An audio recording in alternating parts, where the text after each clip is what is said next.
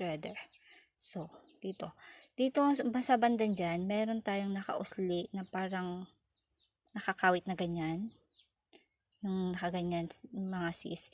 So, dyan natin ikakawit yung ating sinulid. Dahan-dahan lang po dahil pag nahila po natin to, nag-automatic po siya na ayun, na pumunta sa taas na, natatanggal. So, kailangan dahan-dahan lang po. Huwag natin masyadong higpitan yung pagkakahila. Tapos, doon po sa may karayom, ikakawit ulit natin yung sinulid. Then, after po doon ay ibabalik natin yung threader sa taas at mahihila na po ang ating sinulid. Kung makikita nyo po ay nakasulot na siya sa ating karayom mga sis. So, hilain na lang natin. Yan.